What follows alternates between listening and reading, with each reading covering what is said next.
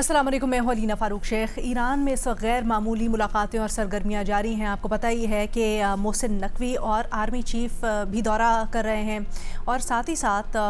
कतरी वफ्द भी तेहरान गया हुआ है और इस वक्त कोशिशें हो रही हैं कि कोई ना कोई हल निकाला जाए।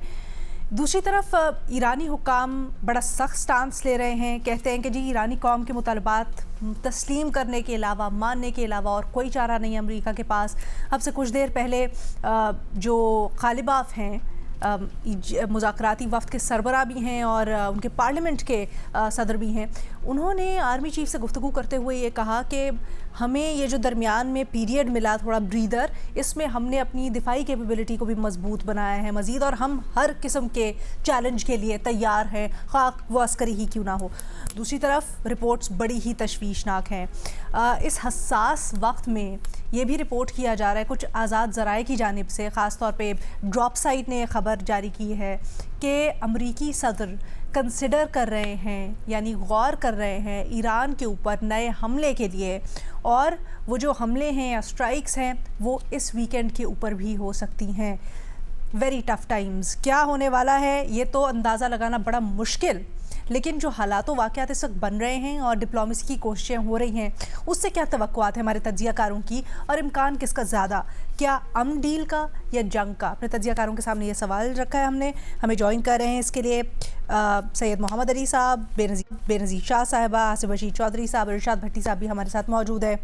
बेनज़ीर, आप सबसे पहले बताइएगा, इस वक्त बड़ी कॉम्प्लिकेटेड सिचुएशन, और जिस वक्त हम देख रहे हैं कि तेहरान डिप्लोमेसी का मरकज़ बना हुआ है ऑब्वियसली, उसी दौरान चाइना का दौरा भी कर रही है एक हाई लेवल डेलीगेशन, गो के माशी प्रॉस्पेक्ट भी, लेकिन ये इस डील के हवाले से भी इसके ताने बाने जोड़े जा रहे हैं। अगर पूरी तरह सिचुएशन को देखा जाए, and with news coming in कि ट्रंप पॉसिबल स्ट्राइक्स कर सकते हैं, आप मामलात को कहाँ जाते हुए देख रही हैं?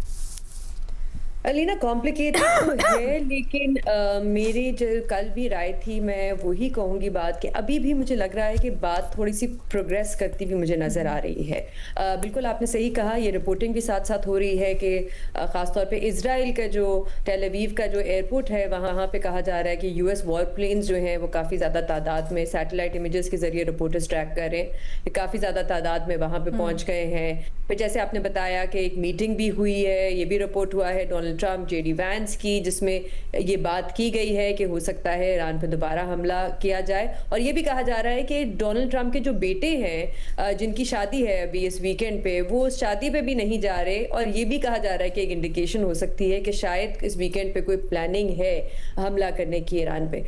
लेकिन मैं अभी भी कहूँगी लीना कि मुझे लगता है कि ये थोड़ी सी शायद एक प्रेशर डालने की भी टैक्टिक है, मीडिया में इस किस्म की मालूमात लीक करना, इस किस्म की रिपोर्टिंग करना एक बैकअप प्लान हो सकता है। अभी भी मैं कहूँगी कुछ अच्छे पॉजिटिव इंडिकेशंस हैं। एक तो जैसे कि आज इतनी ज़्यादा जो एक्टिविटी हुई ईरान में, कतर से भी एक डेलीगेशन आई, हमारे आर्मी चीफ भी वहाँ पे हैं। फिर ये भी रिपोर्ट हो रहा था कि एक बड़े हाई प्रोफाइल शख्सियत हैं जो गल्फ से गए हैं, खामोशी से ईरान, वहाँ पे भी उन्होंने एक मीटिंग की है और इस मामले को सुलझाने की कोशिश की है। दूसरी इंडिकेशन अलीना जो मेरे लिए बड़ी अहम है, वो है जो शिप्स की मूवमेंट हो रही है हरमूज पे। कल भी हमने देखा कि तकरीबन कोई 20-30 शिप्स रिपोर्ट हुई हैं कि वो वहाँ पे क्रॉस कर गई थी हरमूज को। आज भी कुछ इस किस्म की रिपोर्टिंग हो रही है। ये मेरे ख्याल से एक अच्छी इंडिकेशन इसलिए है क्योंकि लगता ये है कि शायद कुछ अंडरस्टैंडिंग है ईरान और अमेरिका के दरमियान, कोई ना कोई शायद आइस ब्रेक हुई है इस मामले पे। तो मेरे ख्याल से अभी तक जो हमारे पास मालूमात है वो तो यही है कि कोई ना कोई फर्स्ट फेज यही है कि कोई ना कोई letter of intent, letter of principal जो है वो साइन किया जाए अमेरिका और ईरान के दरमियान, जिससे बैठ के ये फैसला होगा कि इस जंग को सबसे पहले मुकम्मल तौर पे आप जो है वो ख़त्म करें। फिर उसके बाद जो सेकंड राउंड होगा उसमें बैठ के जो बाकी मामलात हैं जो सबसे ज़्यादा मुश्किल हैं उस पर बातचीत होगी। तो मेरे ख्याल से ये एक काफ़ी लो हैंगिंग फ्रूट है और मेरे ख्याल से ये अचीवेबल है कि कोई ना कोई लेटर ऑफ इंटेंट साइन हो जाए। लेकिन जैसे मैंने कहा ये बड़ी अनप्रेडिक्टेबल सी पूरी जंग है, पूरे डोनाल्ड ट्रंप खुद भी बड़ा अनप्रेडिक्टेबल है। एक आखिरी चीज़ मैं कहूँगी एलिना कि मेरे ख्याल से जो डेडलाइन है वो अभी भी डोनाल्ड ट्रंप के लिए नवंबर है। अगर वो जंग दोबारा शुरू भी कर देते हैं तो कभी ना कभी उनको ईरान के साथ फिर बैठना पड़ेगा और फिर बातचीत करनी पड़ेगी, क्योंकि अगर सेनेट चला गया डोनाल्ड ट्रंप का डेमोक्रेट्स के पास तो वो तो इम्पीचमेंट की दोबारा से कार्रवाई शुरू कर देंगे। तो अगले 2 साल जो हैं डोनाल्ड ट्रंप के, वो एक तो इम्पीचमेंट के खिलाफ लड़ते हुए गुजरेंगे और वो एक बहुत ही वीक सदर होंगे। तो मेरा नहीं ख्याल है कि वो चाहते हैं कि नवंबर में वो इलेक्शन हारें। आसिफ रशीद चौधरी साहब, इस वक्त जो सिफारती एफ़र्ट्स जारी हैं तेहरान के अंदर, उसमें कतर भी मौजूद है। अब ये क्या सिग्निफाई करता है, क्या अहमियत है वहाँ पर कतर के होने की, और क्या ये बताता है कि मामलात हल होने की तरफ है ज़्यादा, या फिर अभी भी मिक्स सिग्नल्स हैं कतर की मौजूदगी और फिर ऑब्वियसली हमारे आर्मी चीफ़ की मौजूदगी ये गारंटी नहीं करती कोई भी चीज़? बहुत शुक्रिया। देखें, कतर के अलावा आप ये देखें कि सऊदी हुकाम की वहाँ आना जाना, और इसके अलावा जो है तुर्की मिस्र को भी एतमाद में लिया जा रहा है। और मैं ये समझता हूँ कि ये जो पीस डायलॉग है, इसके जो आर्किटेक्ट हैं फील्ड मार्शल आसिम मुनीर, उनका खुद वहाँ मौजूद होना ये बहुत बड़ा इंडिकेशन है कि चीज़ें बेहतरी की तरफ जा रही हैं। मैं नहीं समझता कि अगर कोई डील लॉक होने की तरफ ना जा रही होती तो वो अभी वहाँ होते। मोहसिन नकवी का जो हमारे वज़ीर दाखिला हैं, उनका मुसलसल वहाँ होना और ये जो जितनी सारी ये खिते के मुल्कों को एतमाद में लेना, ये बता रहा है कि शायद किसी मुआहदे की नोक पलक हो रही है। बाकी देखें, एक एग्जिट स्ट्रैटेजी होती है ना किसी भी वार से निकलने की, और यही मौका होता है जब फरीकैन चाहते हैं कि वो ज़्यादा से ज़्यादा गेन करें, और जो वो लड़ाई में अगर कोई कमी भी रह गई थी तो मुज़ाकरात की टेबल पे वो गेन करें। तो उसके साथ मसल भी फ्लैक्स किए जाते हैं, दूसरे को बताया जाता है। लेकिन अब आप देखें कि अगर इन मुल्कों ने ये दोबारा अमेरिका ने अटैक करना होता तो वो शायद ये वो मौका नहीं है, और यही वो नाजुक मरहला है जिसमें मतलब एक आप इसराइल का जो एक ख़तरा बारल वो मौजूद है, वो क्योंकि है, लेकिन अमरीकी जहाज़ों की वहाँ मौजूदगी से किसी भी तरह मैं ये नहीं समझता कि शायद वो ईरान के ऊपर हमला हो जाएगा। मैं ये समझता हूँ कि वो एक निशानी है, लेकिन मैं ये समझता हूँ कि जिस तरीके से चीज़ें आगे चली हैं, एक मुआहदे की शक्ल जो है वो हमें निकलती नज़र आती है, और ख़ित्ता जो है एक नई समत की तरफ यहाँ से मुड़ेगा, क्योंकि ईरान जो है वो भी 47 साल की जो वहाँ पे तन्हाई है उसकी, अभी जो जंग के अंदर इमारतें तबाह हुई हैं, बेरोज़गारी है, ये सारी चीज़ें जो है वो भी इनको ठीक करना चाहेगा। फिर अपनाए हुर्मुज़ को जिस तरह उन्होंने एक अपने ट्रंप कार्ड के तौर पे इस्तेमाल किया, वो आप देखें कि वो ये जानते हैं कि इलाकाई ताकतें भी जो हैं इस पे टूल को जो है वो नहीं एक्सेप्ट करेंगी। जिस तरह चाइना जो है ईरान से का 90% तेल तो वो लेता है, तो वो भी तो नहीं चाहेगा ना कि इसके ऊपर टूल। अच्छा, तो आसिफ, स्पीकिंग अबाउट चाइना, थोड़ा सा ये भी कॉन्टेक्स्ट में डालिएगा, ये जो वज़ीर आज़म का दौरा है इसको इन सारी एफर्ट से मिलाना क्या दुरुस्त है या वो इंडिपेंडेंट है? मैं समझता हूँ कि बिल्कुल दुरुस्त है, और मैं तो ये भी समझता हूँ कि अब इस खिते की अक्सर पॉलिसियों के पीछे जो है वो चाइना का जो ब्रेन है वो है, और चाइना की कहीं ना कहीं पे तायीद और रजामंदी और वो चीज़ें ली जाती हैं, क्योंकि चाइना इस खिते की बड़ी एक इमर्जिंग दुनिया की एक ताकत बनने जा रहा है और बन चुका भी है। लेकिन अगर आप इस खिते की बात करें तो देखें, ईरान के साथ उसका अपना तेल का बहुत बड़ा मफाद जुड़ा है। फिर इसी तरह अमरीकी मफादात के हवाले से जो उनका एक टकराव का सिलसिला है, तो ईरान पूरी तरह से खिते के मुख्तलिफ ममालिक के थ्रू भी और बराह रास्त भी यहाँ के जितने अब मामलात चल रहे हैं उसके अंदर कहीं ना कहीं आपको चाइनीज़ ब्रेन उसकी बैक पे नज़र आता है। ठीक है, इरशाद भट्टी साहब, सर आप कहिएगा, इस वक्त सूरत हाल बड़ी हसास और गंभीर, क्या एक्सपेक्ट किया जाए या क्या इशारे मिल रहे हैं आपको? पहली बात तो मैडम शेख, मैं नहीं समझता कि वज़ीर आज़म का जो दौरा चीन है इसका कोई बराह रास्त अफेक्ट पड़ेगा ईरान पर, क्योंकि वज़ीर आज़म साहब अपनी तमाम तर कोशिशों के बावजूद और फेस हैं सामने, ज़ाहिर पॉलिटिकल गवर्नमेंट के हेड हैं, लेकिन जो असल किरदार अदा कर रहे हैं लोग वो ऑलरेडी कर रहे हैं। चाइना, ईरान, रूस, चाइना, ईरान और बाकी हमारी फ़ौजी क़यादत और बाकी अरब और चीन और ये सारे। तो वज़ीर आज़म साहब का दौरा बराए दौरा है, उन्होंने कोई 50 एक दौरे किए हैं, इसका कोई ख़ास इम्पेक्ट नहीं पड़ेगा। اور نہ پڑھنا ہے۔ دوسری بات، مغربی میڈیا یہ بھی بتا رہا ہے کہ نیا اسلحہ بارود آ چکا ہے، مزید فوجی آ چکے ہیں امریکہ کے، ایرانی، اور اس بار ایرانی توانائی انفراسٹرکچر آبنائے ہرمز، ایرانی قیادت جو رہ گئی ہے اور ایران میں بغاوت کی کوشش، یہ ہدف ہیں امریکہ اور اسرائیل کے۔ اب آپ کا سوال ہے میڈم شیخ کہ کس کا امکان زیادہ ہے، امن ڈیل کا یا جنگ کا؟ پاکستان کی کوششیں بے مثال ہیں انڈاؤٹیبلی، فیلڈ مارشل صاحب کی کوششیں کمال کی انڈاؤٹیبلی، اور ٹرمپ، مارکو روبیو، کیا پوری دنیا پاکستان اور فیلڈ مارشل صاحب کی ان کوششوں کی معترف ہے۔ اور میری دلی خواہش بھی ہے اور دعا بھی ہے میڈم شیخ کہ امن ہو، امن ڈیل ہو، مگر مجھے نہیں لگتا کہ امن ڈیل ہوگی، اور مجھے نہیں لگتا کہ اگر امن ڈیل ہو گئی تو امن ڈیل قائم بھی رہے گی۔ کیوں؟ اس کے مختصر کر کے 3-4 وجوہات ہیں۔ پہلی وجہ کہ امریکہ کے صدر اس وقت ٹرمپ ہیں، اور یہ جو کچھ بھی ہو رہا ہے، جو کچھ بھی ہو چکا ہے، جس سطح پہ دنیا پہنچی ہوئی ہے، اس کے واحد ذمہ دار صدر ٹرمپ ہیں۔ کئی بار بتا چکے ہیں کہ معاہدہ ہو چکا تھا اوباما کا ایران کے ساتھ، وہ توڑا، پھر 2 مرتبہ مذاکرات چھوڑ کر حملہ کر دیا۔ تو ٹرمپ صاحب جب تک ہیں کو امن اور پوری دنیا میں اور خاص طور پر ایران پر یہ بھول جائیے۔ دوسری وجہ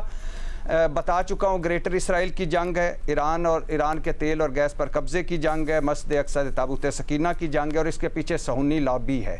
اور ٹرمپ اور نیتن یاہو کی آخری کال جس پہ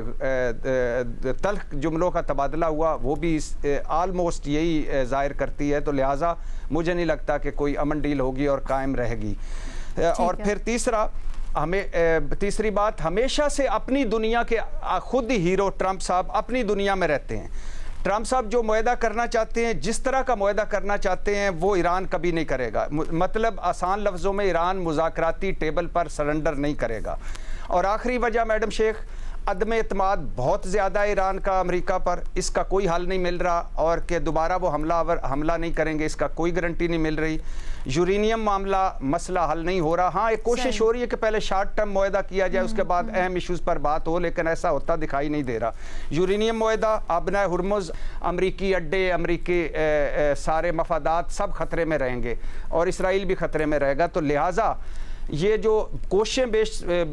باکمال ہو رہی ہیں، ایک شارٹ ٹرم معاہدے پر دستخط کرنے کی کوششیں ہو رہی ہیں، لیکن مجھے نہیں لگتا کوئی امن ڈیل ہوگی، اور اگر ہوگی تو وہ سسٹین کرے گی۔ اچھا محمد علی صاحب، یہ بتائیے گا، اس وقت رابطوں میں تیزی ہم دیکھ رہے ہیں، دوسری طرف سب سے بڑی ڈیولپمنٹ یہ کہ قطری وفد اور آرمی چیف بھی ایران کے اندر موجود ہے، اس کا کس طرح سے تجزیہ کیا جائے؟ کیا یہ اشارہ ہے کہ کوئی پازیٹیو ڈیولپمنٹ ہو رہی ہے، پیش رفت ہو رہی ہے، یا پھر یہ کسی خطرے کی گھنٹی ہے کہ اس کے پیش نظر سارے کے سارے وہاں پر کوششیں کر رہے ہیں؟ علینا، میں سمجھتا ہوں کہ پاکستان کے آرمی چیف کا ایران کا یہ جو دوسرا دورہ ہے اس جنگ اور کشیدگی کے دوران، اس سے 2 چیزیں بالکل واضح ہیں۔ پہلی بات یہ ہے کہ پاکستان کی جو کمٹمنٹ ہے دیرپا امن کے خیال کے حوالے سے، اس کا کوئی ثانی نہیں ہے پوری دنیا میں۔ اور دوسری بات یہ ہے کہ جتنی زیادہ ہم کوششیں کر رہے ہیں اس امن کو دیرپا بنانے کے لیے، اس میں بھی پاکستان کی جو کوششیں ہیں ان کا کوئی ثانی نہیں ہے۔ اور تیسری بات یہ ہے کہ یہ بھی ایک حقیقت ہے کہ اس خطے میں بہت سے ایسے اسپوائلرز موجود ہیں جو کہ اس امن کے عمل کو یا تو براہ راست حملوں کے ذریعے سے، کشیدگی کے ذریعے سے، الزامات اور دھمکیوں کے ذریعے سے نقصان پہنچانا چاہتے ہیں، یا پھر جو متحرک قوتیں ہیں ان کے درمیان مزید غلط فہمیاں اور ڈاؤٹس کریٹ کرنا چاہتے ہیں۔ تو پاکستان کی جو کوششیں ہیں وہ نہ صرف سفارتی سطح پہ فیلڈ مارشل صاحب کی تہران میں موجودگی کی شکل میں جاری ہیں، بلکہ بیک وقت انفارمیشن اور ڈپلومیٹک لیول پہ بھی جو اسپوائلرز کوشش کر رہے ہیں کہ اس امن کو سبوتاج کیا جائے، جس کا ابھی ایک حوالہ بڑا اہم دیا گیا، جو کہ میرے لیے بڑی ایک پر امید بات ہے، وہ یہ کہ جو آخری کانورسیشن نیتن یاہو صاحب کی ٹرمپ صاحب سے ہوئی، اس میں جب ان امن کی کوششوں کے بارے میں انہوں نے بتایا نیتن یاہو صاحب کو، تو وہ کافی آگ بگولا ہو گئے۔ تو اس سے یہ ثابت ہوتا ہے کہ ان کو لگ رہا ہے کہ یہ امن کی جو پاکستان کی قیادت میں جو کوششیں جاری ہیں وہ بتدریج اور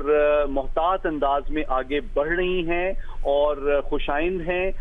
جس کے حوالے سے اسرائیل میں اپنے تزویراتی مقاصد کی ناکامی کے حوالے سے تشویش بڑھتی جا رہی ہے۔ البتہ یہ اگر توقع کی جائے کہ فوری طور پر ایک بڑا بریک تھرو ہو جائے گا، ایک ڈیل فوراً اناؤنس ہو جائے گی، تو یہ میں سمجھتا ہوں تھوڑا سا ان ریئلسٹک اور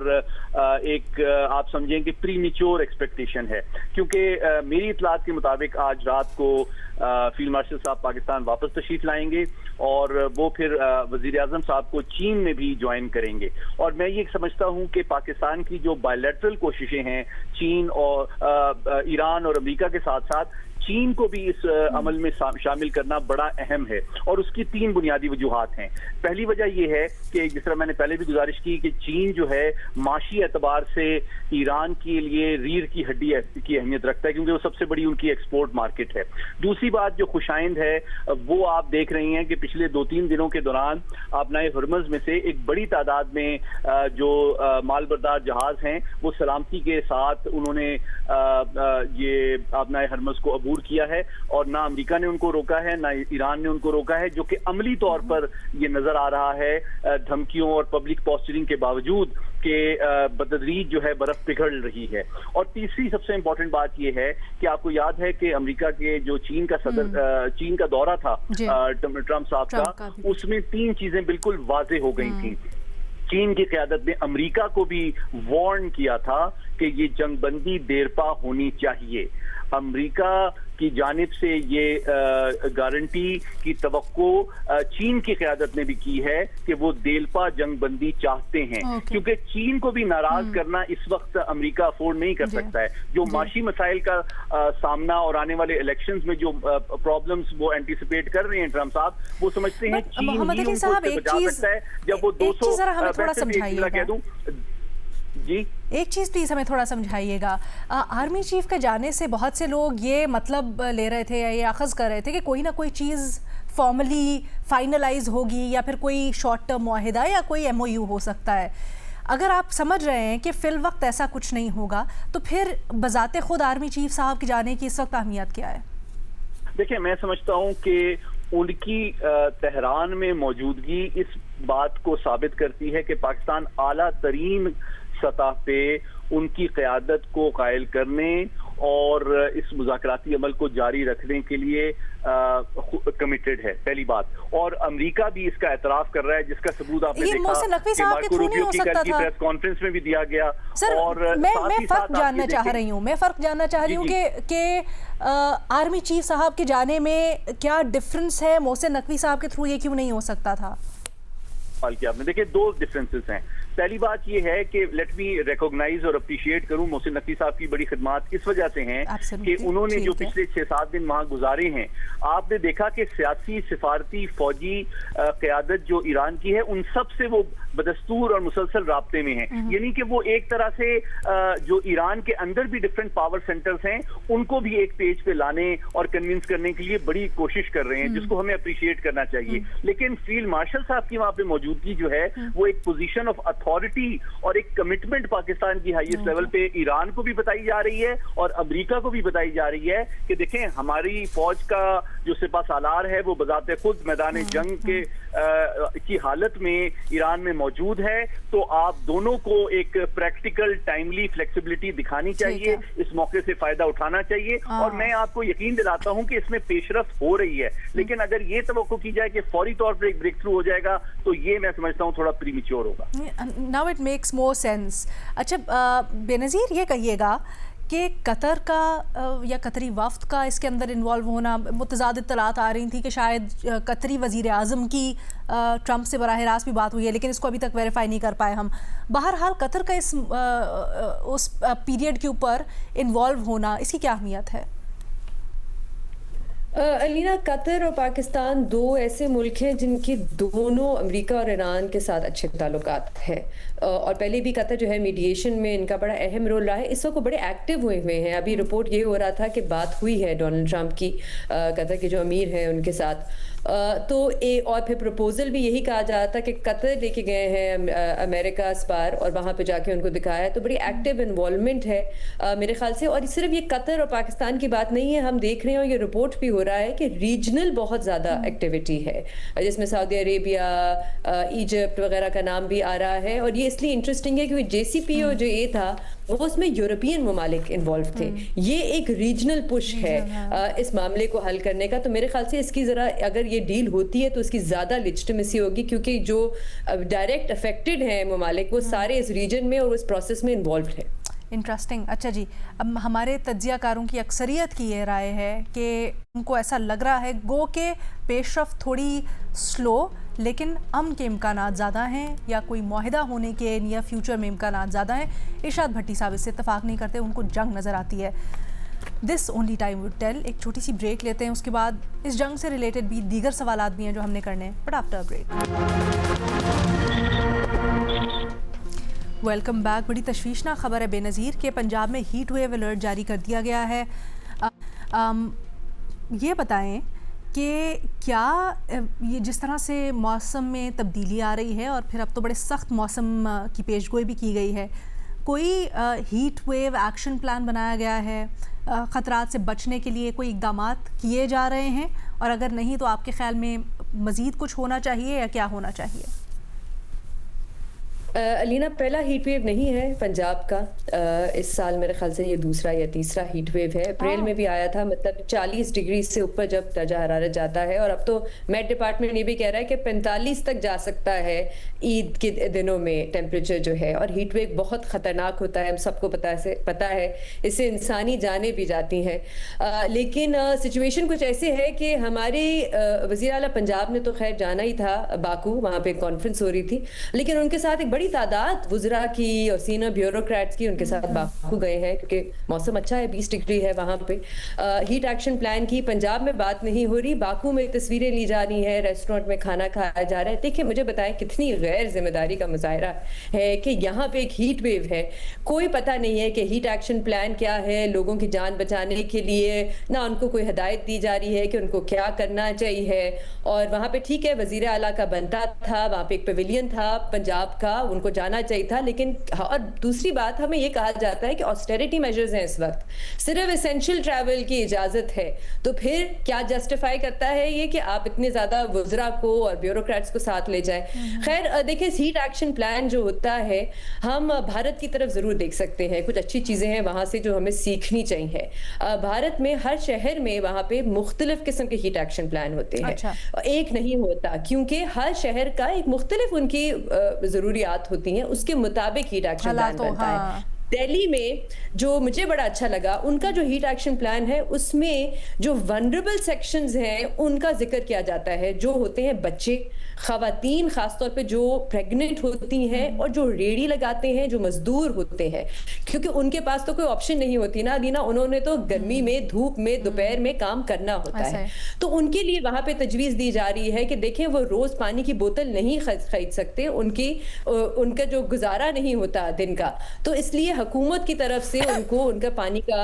کوئی نہ کوئی انتظام کیا جائے، کوئی مارکیٹ ٹائمنگز تبدیل کی جائے، اسکول کی ٹائمنگز شام کو کی جائے، ایگزامز کی ٹائمنگز شام کو کی جائے. پھر میری پچھلے سال ڈیوڈ فرنانڈے ہیں، وہ کلائمیٹ سائنٹسٹ ہیں، ان سے بات ہوئی، انہوں نے کافی کام کیا ہے ہیٹ ویوز پہ. انہوں نے مجھے بتایا کہ دوسرے ممالک میں تاکہ لوگ سیریسلی لیں ہیٹ ویو کو، میرے خیال سے ابھی بھی یہاں پہ پاکستان میں ایک سمجھ نہیں ہے کہ یہ کتنا خطرناک ہے. تو کچھ ممالک میں ہیٹ ویوز کو وہ نام دیتے ہیں تاکہ لوگوں کو جیسے ٹورنیڈوز کو، طوفان کو نام دیتے ہیں، بالکل، تاکہ لوگوں کو پتہ چلے کہ یہ ایک ایمرجنسی ہے، آپ نے ایمرجنسی کے اقدامات لینے ہیں. پھر وہاں پہ ڈیٹا بہت ضروری ہوتا ہے جمع کرنا کہ ہیٹ ویو سے اتنے لوگوں کی سال میں جانے گئی ہیں، تاکہ لوگوں کو پتہ چلے کہ یہ کتنا سیریس ہے. تو علینا یہ کچھ چیزیں ہیں جو کی جا سکتی ہیں، ایسا نہیں کہ اسموگ میں آپ سوئٹزرلینڈ چلے جائیں اور ہیٹ ویو میں باکو. How sad. لیکن اقدامات لینے کے بعد اگر اس ٹائپ کی چیزیں کی جائیں تو اس میں ویسے تو کوئی قباحت نہیں ہے، لیکن اقدامات ہونا بڑا ضروری ہے عوام کے لیے، جو سر جیسے بے نظیر بتا رہی تھیں کہ بالکل بھی ہمیں نظر نہیں آ رہے ہیں. آصف بشیر چودھری صاحب، وزیر اعظم شہباز شریف کا دورہ چین، اس سے متعلق بڑی اہم سکیجولز ہیں ان کے، معاشی بہت سی ان کی معاملات کے اوپر گفتگو ہونی ہے. یہ بتائیں اس دورے کی اہمیت کیا ہے اور کن کن پرسپیکٹیو میں پاکستان کے لیے ضروری ہے یا اہم ہے؟ سب سے بڑا جو اس کا ہے فائدہ وہ تو یہی ہے کہ پاکستان جو معاشی شراکت داری ہے اس کو اب مزید جو ہے وسیع کرنا چاہ رہا ہے اور اس کو آگے لے کے جانا چاہ رہا ہے، اور اس سلسلے میں جو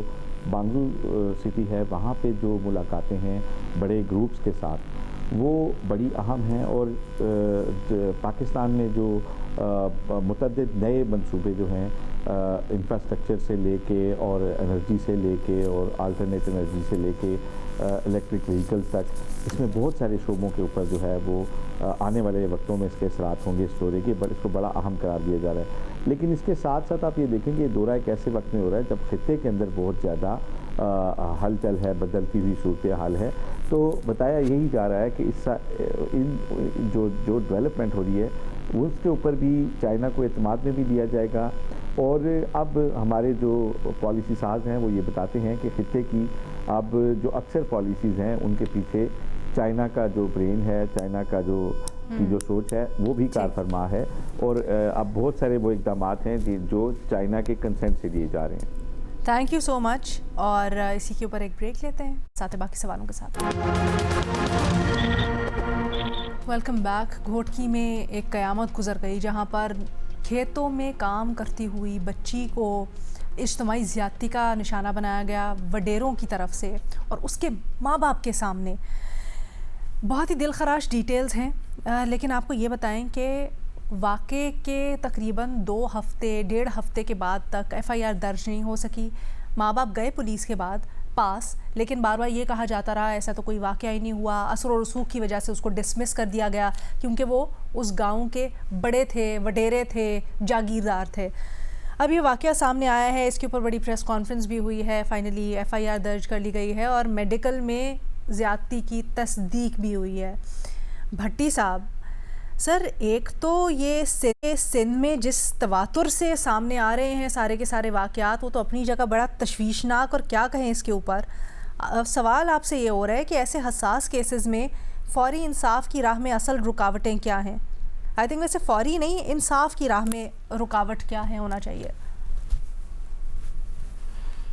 میڈم شیخ، آپ کو یاد ہوگا کہ ایک مرتبہ ایک جلسے میں آصفہ بھٹو صاحبہ کو ایک ڈرون کیمرہ جو لگا تھا ہلکا سا،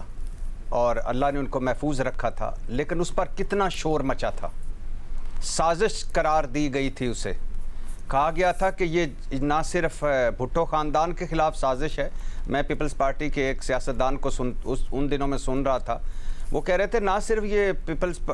بھٹو خاندان کے خلاف سازش ہے بلکہ یہ جمہوریت کے خلاف سازش ہے۔ مجھے بتائیں میڈم شیخ، یہ جو ہماری بچیاں ہوتی ہیں جو پسند کی شادیاں کریں تو ان کے گھر جل جاتے ہیں، جو گھر سے باہر نکلیں تو وہ ریپ ہو جاتی ہیں، جو نوکری پر جائیں تو قدم پر ہراساں ہوتی ہیں، ان کی آصفہ بھٹو صاحبہ جتنی یا اس سے کم از کم آدھی بھی حرمت نہیں ہے، آدھی بھی ان جیسی عزت نہیں ہے، آدھی بھی ان جتنا تقدس نہیں ہے، ان کا کوئی والی وارث نہیں ہے اس ملک میں، نہیں ہے۔ اور یہ سچ ہے۔ کیوں نہیں ہے؟ کیونکہ یہ جو اوپر جیونکیں ہمیں چمٹی ہوئی ہیں 78 سالوں سے چہرے بدل کر، یہ ہم میں سے نہیں ہے میڈم شیخ، خدا کے لیے یہ سمجھ جائیے۔ ہم بہت سارے آپ جیسے پڑھے لکھے، میں تو آپ لوگوں جتنا پڑھا لکھا نہیں ہوں، لیکن آپ جیسے پڑھے لکھے جب کہتے ہیں نا، گفتگو کرتے ہیں کہ ریاستی رٹ ہونی چاہیے، ایک شعور دینے کی ضرورت ہے، علماء کو بتانے کی ضرورت ہے، نصاب میں لانے کی ضرورت ہے، تو یقین کریں مجھے اتنا دل میرا دکھتا ہے کہ ہم کیا باتیں کر رہے ہیں،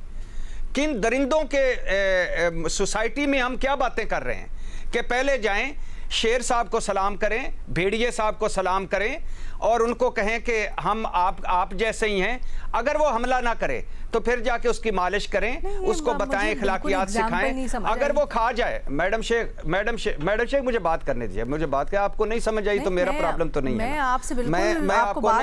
میرا مجھے بات مکمل کر لینے دیجیے، بات مکمل کر لینے دیجیے، نہیں مجھے بات مکمل کر لینے دیجیے نا، مثال سمجھ نہیں آئی میڈم شیخ۔ تو بات یہ ہے بنیادی طور پر کہ یہ جو آپ کے اوپر بیٹھے ہوئے لوگ ہیں، ان کو ہمارا درد نہیں ہے، پہلی بات، ان کو کوئی پرواہ نہیں، یہ صرف پریس کانفرنسیں کرتے ہیں، یہ صرف آتے ہیں, گونگڑوں سے مٹی جھاڑتے ہیں, انمول پنکی کو پکڑتے ہیں, پیچھے والے پنکے ہمیشہ محفوظ رہ جاتے ہیں, اور یہ ادھر آتے ہیں اور ایک پریس کانفرنسیں کی, ہم یہ کر دیں گے. مجھے بتائیں وہ جو پسند کی شادی والا وہ گاؤں والا تھا, اس پہ بلاول بھٹو بولے, آصف علی زرداری صاحب بولے, مراد علی شاہ گئے ہیں وہاں, اس پر پہلے ایف آئی آر درج نہیں ہو رہی تھی, پھر ان کو الزامات کو مسترد کر دیا, اب ہونا ہوانا کچھ نہیں. تو ہر سطح پہ ناانصافی ہے. ایک ماڈل ہے میڈم شیخ فوری جزا اور سزا کا, میں معذرت چاہتا ہوں آپ کو وہ سی سی ڈی فارمولا اگر پسند نہیں ہے, لیکن فوری سزا اور جزا کا فارمولا, جی ٹھیک ہے, میں واپس لیتا ہوں, لیکن میری رائے ہے تو اس میں فوری جزا اور سزا کا, کوئی ریاست غریب کے ساتھ کھڑی نہیں ہوتی, کوئی پولیس غریب کی نہیں سنتی, کوئی عدالت غریب کو انصاف نہیں دیتی, کوئی معاشرہ غریب کے ساتھ چلتا نہیں ہے. اس کی وجہ یہ ہے کہ یہ نظام اب بدبودار ہو چکا ہے. اس نظام میں جگہ جگہ پہ اتنی بدبوئیں آ رہی ہیں اس نظام سے کہ ہم لوگوں کا, اگر ہم ریپ نہ ہو, ہم جل کر نہ مریں تو ہمارا ویسے ہی دم گھٹ جاتا ہے بھوک, مہنگائی, بے روزگاری سے. سر نظام میں بہت سی چیزوں کی تبدیلی کی ضرورت ہے, میں آپ سے بالکل اتفاق کرتی ہوں, لیکن سر یہ ضرور آپ جس کی بات کر رہے ہیں نا کہ ماورائے عدالت قتل ہونے چاہیے, وہیں پہ اسپاٹ پہ قتل کر دو, کسی کو جواب کا موقع نہ دو. میں بڑی معذرت کے ساتھ, آپ نے اگزامپل دی تو میں اب اس کو آگے بڑھا رہی ہوں, بٹ بھٹی صاحب آپ تو ابھی کچھ ہی دنوں پہلے اس سے گزرے ہیں. اگر کسی بات کو سمجھے بغیر جواب کا موقع نہ دیا جائے اگلے کو, اور بس اس کو کینسل کلچر کے تحت یہ کر دیا جائے کہ ختم کر دو, مار دو, ہٹا دو, اس کو ختم کر دو, تو سر بوائیکاٹ کر دو, یہ بھی تو صحیح نہیں ہوتا نا. تو ایگزیکٹلی اسی طرح سے معاشرے بھی چلتے ہیں سر. میڈم شیخ آپ نے بالکل صحیح مثال دی, اور مجھے خوشی ہوئی کہ مثال دی. مجھے اگلے لمحے یا اگلے دن احساس ہوا کہ حالانکہ میرے پاس بہت سارے دلائل تھے, لیکن مجھے احساس ہوا کہ میں نے ٹھیک نہیں کیا. نہیں, مجھے احساس ہوا کہ میں نے بالکل ٹھیک نہیں کیا, لیکن میں نے کیے تھے سوال. اگر میں معذرت کے ساتھ, اگر کوئی ریپ کرتا ہے, اگر کوئی ڈکیتی اور ریپ کرتا ہے, اگر کوئی مسلسل خواتین کو گلیوں محلوں میں ان کا گھروں میں جینا ان کا مشکل کر دیتا ہے, باہر نکلنا مشکل کر دیتا ہے, نوکری کرنا مشکل کر دیتا ہے, تعلیم حاصل کرنا مشکل کر دیتا ہے, آپ اس کے ساتھ کیا کریں گے مجھے بتائیں؟ جب وہ عدالتوں سے چھوٹ جاتا ہے, جب وہ ایس ایچ او تھانے خرید لیتا ہے, تو پھر کیا کریں آپ؟ ٹھیک ہے بھٹی صاحب, آپ کی ایک رائے ہے, لیکن تھوڑی سی یہ وضاحت بھی ضروری ہے کہ کوئی جب بات کرتے ہیں یا آگہی شعور دینے کی بات کرتے ہیں تو یہ نہیں کہتے کہ جنہوں نے جرم کیا ہے ان کو سزا نہ ملے یا وہ قانون کے کٹہرے میں لا کے نہ کھڑے کیے جائیں. یہ کہا جاتا ہے کہ مختلف اپروچز ہیں جو اپنانی چاہیے ساتھ ساتھ سزاؤں کے, تو یہ اس کا مطلب ہوتا ہے. بہرحال جی آگے بڑھتے ہیں, محمد علی صاحب سے سوال کرتے ہیں. محمد علی صاحب آپ سے سوال ہو رہا ہے, ایک ابھی بڑی انٹرسٹنگ بیان آیا ہے غالب آف صاحب کی طرف سے, اور آپ کی ایکسپرٹیز سے مطابقت بھی رکھتا ہے. وہ کہتے ہیں کہ ہم نے عسکری طور پر جو ایران کی کیپیسٹی اور کیپیبلٹیز ہیں ان میں بڑا اضافہ کیا ہے اور ان کو ریپلینش کیا ہے, تو اگر اب ہم پہ حملہ ہوتا ہے تو جواب دینے کی نہ صرف صلاحیت رکھتے ہیں بلکہ اور مؤثر ہوگا. آپ ایک